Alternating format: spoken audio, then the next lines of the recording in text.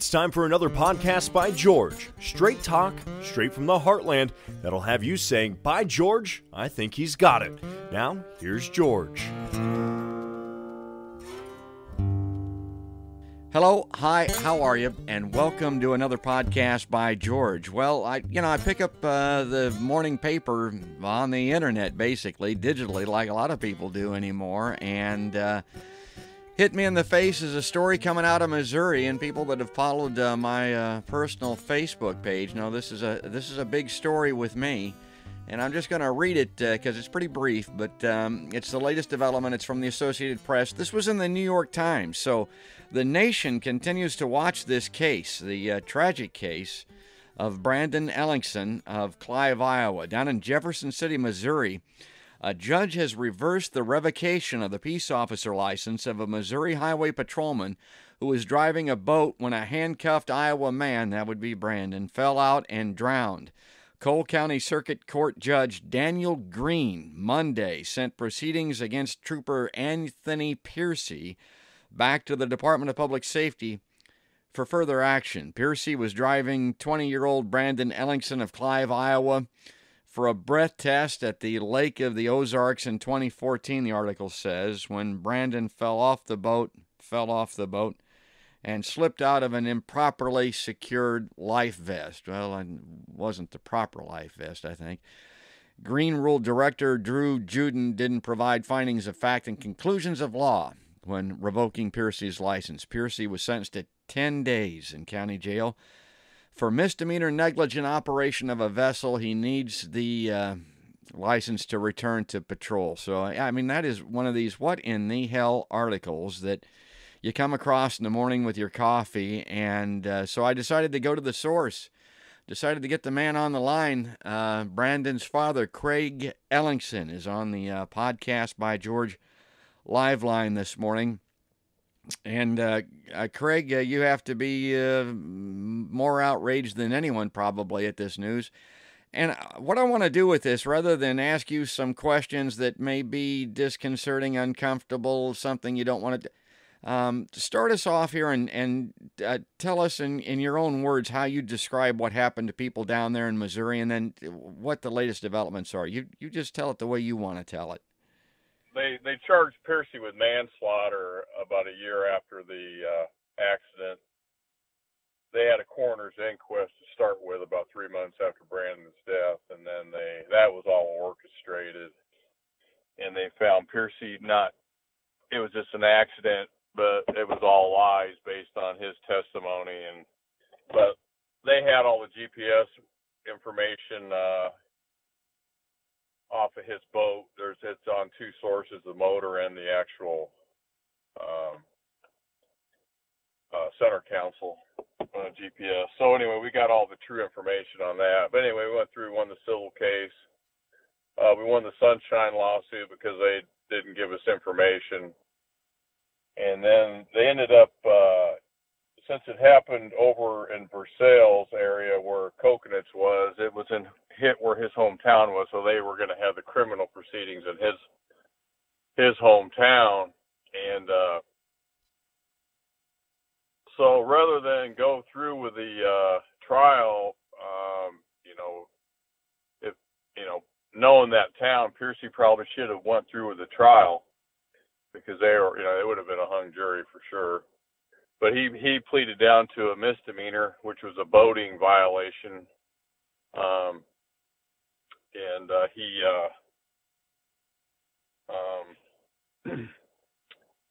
He didn't expect that I'd file complaints on him with the highway patrol or his post license, which you need in order to be a highway patrolman. So basically, after all the civil litigation and all that, just a couple side notes on what Piercy did do to Brandon. I mean, the guy should be, if it was you or me and anybody in the public that did what he did to my son, and this is on depositions from the girls that were on the party barge boat, which were 10 feet from Brandon. There was 26 girls on a party barge boat. And Piercy was there. He was running about 46 miles an hour on the boat, and he slammed into a 7-foot wake, as he testified in his deposition. Stopped it down to zero, slammed into the wake, and Brandon's, standing there defenseless with a jacket shoved over his shoulders with one buckle on it, with his hands cuffed behind, standing there, and he was basically ejected out of the boat, and then the life jacket popped off. Piercy lied, said that he fell off the boat or jumped off. He's one guy you can't trust, and I've seen that over and over and over. And the Highway Patrol tried to protect him, and thank God for Randy Henry, the whistleblower, who was essentially Piercy's boss, but he wasn't his boss on the water. So they split the Highway Patrol and the Water Patrol up. So you had a boss on the road and a boss on the water, but the ultimate boss was the boss on the road, who was Don Barber, and he couldn't even swim. This Don Barber. So anyway, that happened, and everything's on tape. Brandon had drowned, and you got Piercy on the tape calling Brandon a bastard, and was worried about his job and all that, and all this has taken place, within minutes after Brandon had drowned.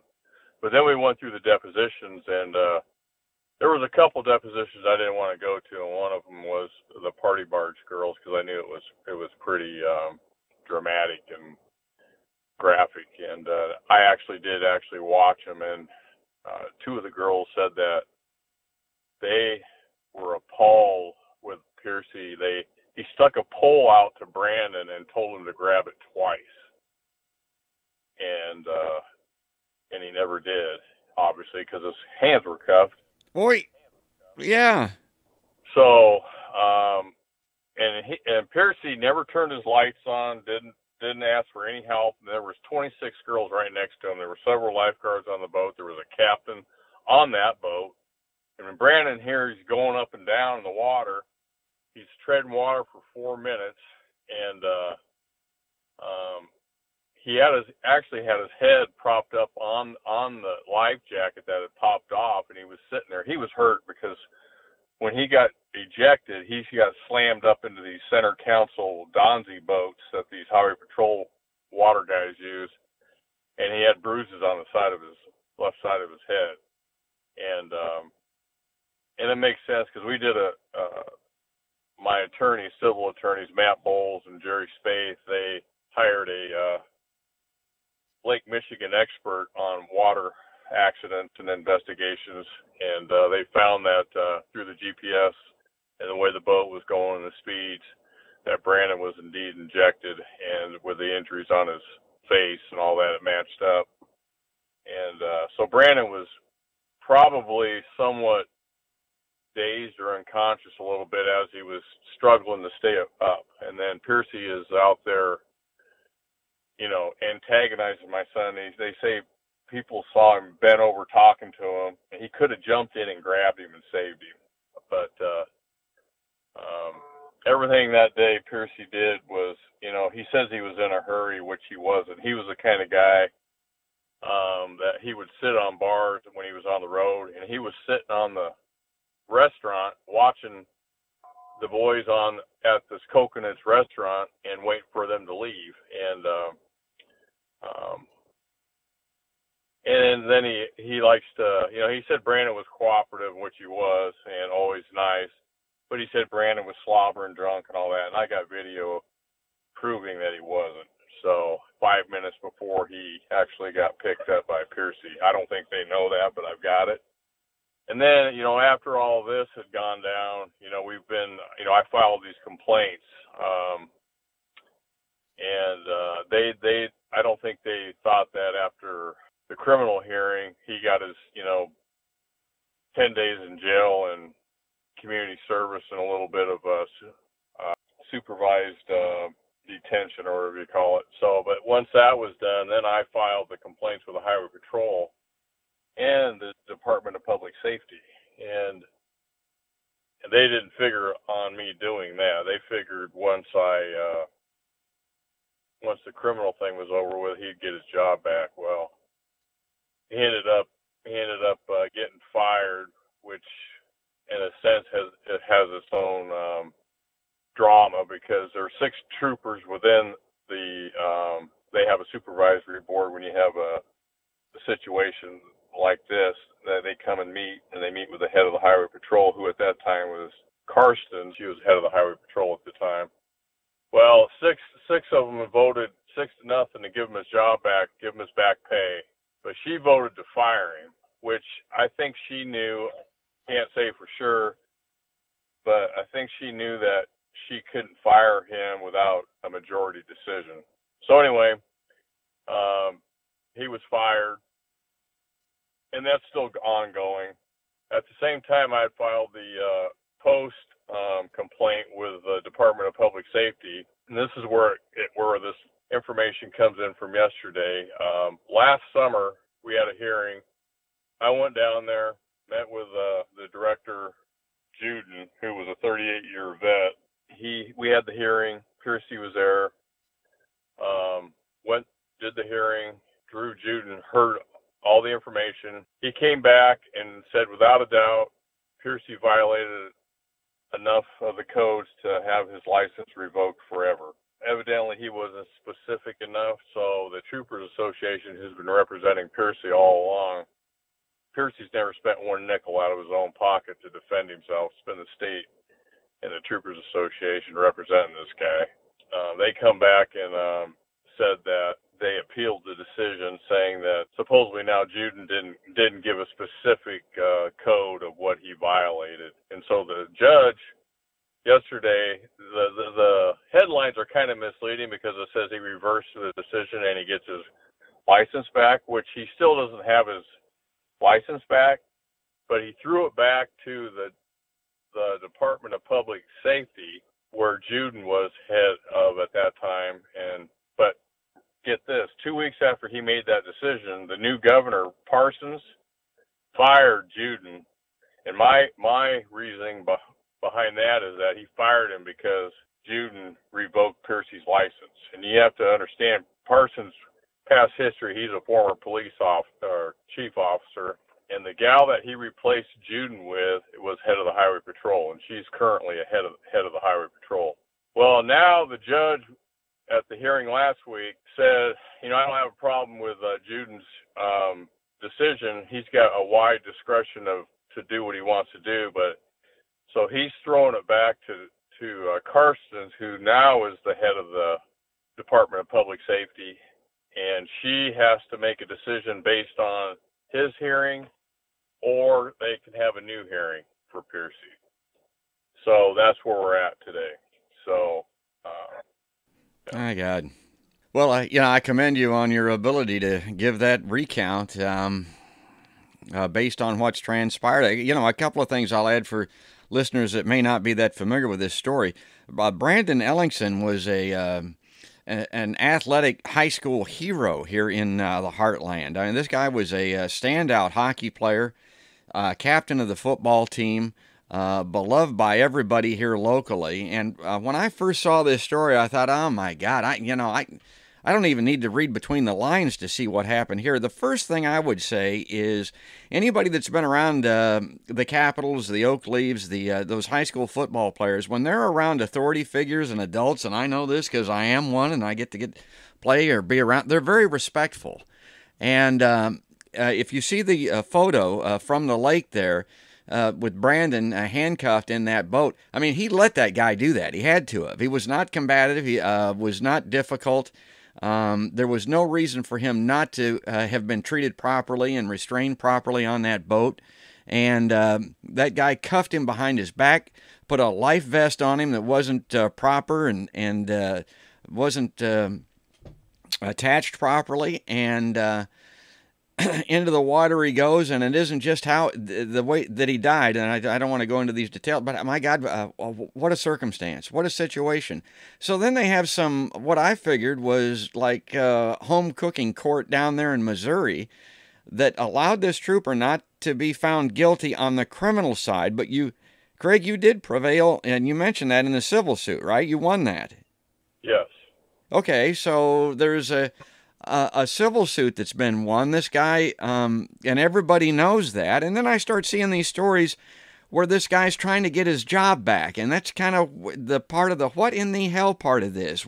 Why is that guy trying to get his job back? Is it for back pay, or is it to, for him and or the state to protect themselves against further litigation, or why is this going on? I've talked to other highway patrolmen, and they believe it's to protect the image of the highway patrol rather than Piercy himself. But it's amazing what they'll do for somebody who did what he did, and we've got all the documentation that shows he's guilty beyond a reasonable doubt. He should be in prison right now for what he did. And but double jeopardy, he's not going to get tried again. He got off on those criminal charges, and that's the end of the criminal side, correct? I believe so. Yeah. And yeah, go ahead. Well, the civil suit then usually involves a mountain of money from somewhere. Did the state of Missouri pay? What happened then? Yeah, the state, they didn't want to go to trial, and I believe the civil litigation and depositions, I think we did over 45 depositions, and I think our legal bills approached close to $2 million over the course of the 2-year period, and we ended up settling for $9 million with the state, which that's nothing. Money doesn't mean anything in this situation. It just shows that they knew they were guilty, but the civil, Matt Bowles and Jerry Spaeth completely brought out in the open how unorganized and basically ruthless that they are. And Randy Henry, who was the sergeant on the Water Patrol, who's a whistleblower, he came to our defense also, and he's a really good guy, and he's become a good friend of mine, and they've just treated him horrendously. And he was a 29-year vet at the Lake of the Ozarks.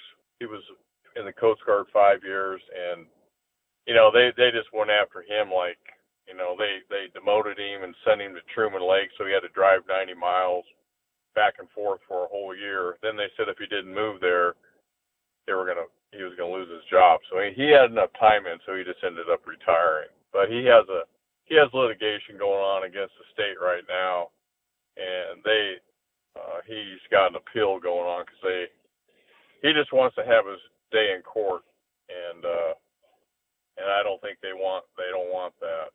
So because they know what's coming.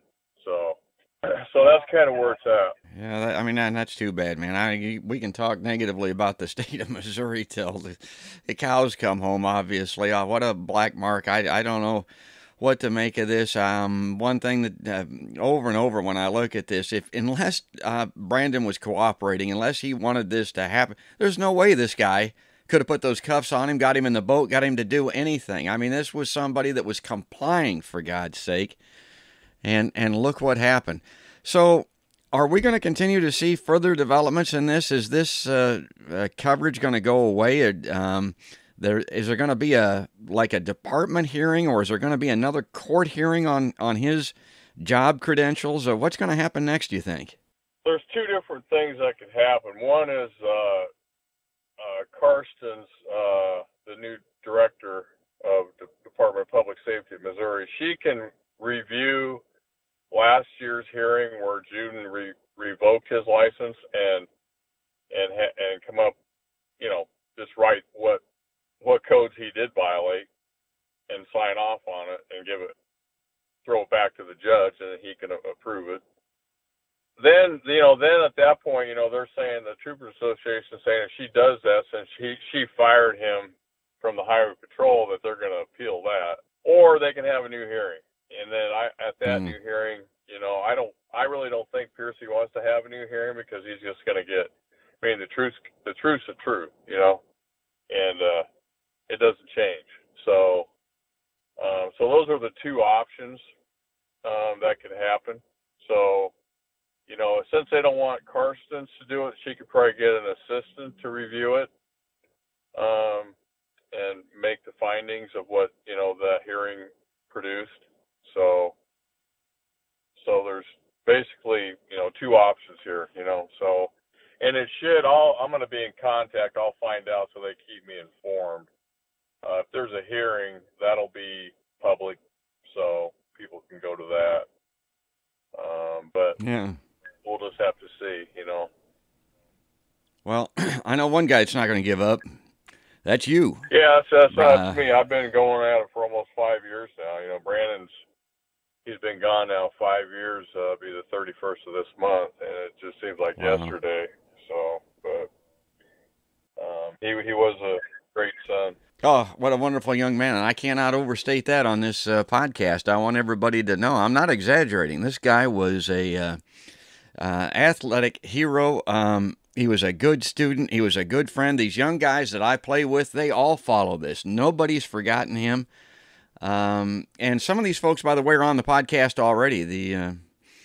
The McDougal boys and Brody France that's on here, and of course John over at Channel 5 knew him, and he hasn't forgotten. And the Marions, friends of mine, and Tony Weil and Simon, the restaurateur, all these guys, they're all following it, Craig. So Brandon, he played hockey with all those boys, so yeah, he knew him for a long time. So yeah.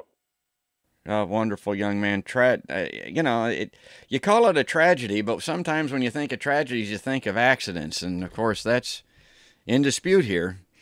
And that's the nature of this case. This really wasn't an accident. It was, I call it second-degree murder based on what he did when he knew Brandon was in the water handcuffed.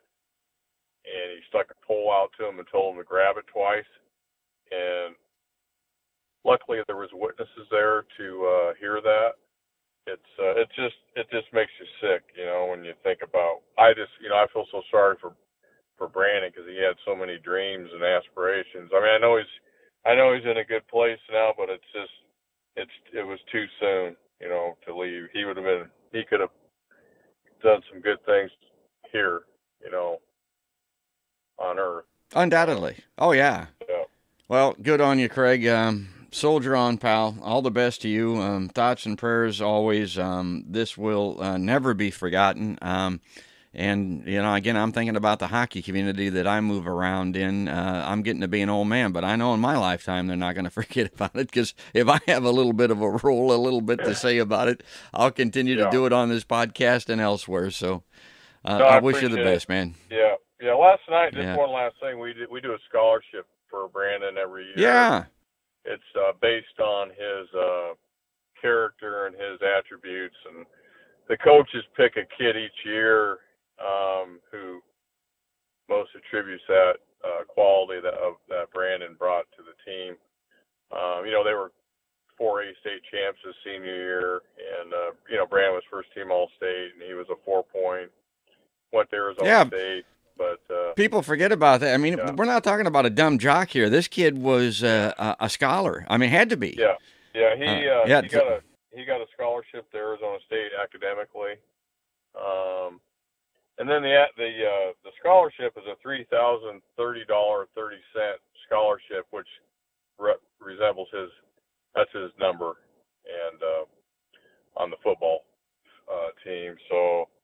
We've been doing that. Last night was the 5th-year annual scholarship award. So yeah, it's just hard to believe it's been 5 years. So, but that's just one small way we can honor him. And yeah, I wish there was some good news, and at least I wish there wasn't this ongoing bad news with this guy whining around down there in Missouri trying to get a job back when his performance resulted in this. I mean, that's just incredible to me. Now, the scholarship, if people want to go online, search that out, find out more about that, how do they do that again?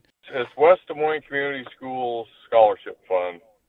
and it's a nice thing. They do a lot of different scholarships for. There's other,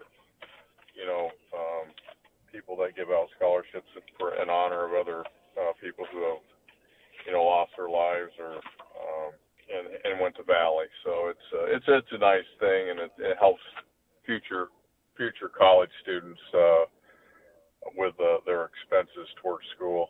Well, as you said, that's a nice thing, and that's a good way to end, because this is a very bad thing. We've been talking today with Craig Ellingson. He's the father of 20-year-old Brandon Ellingson of Clive, Iowa, 5 years ago, drowning down there in the Lake of the Ozarks, and the news developments just continue to just spin out of that thing, and we'll continue to update that on our websites and put some links on there and do what we can.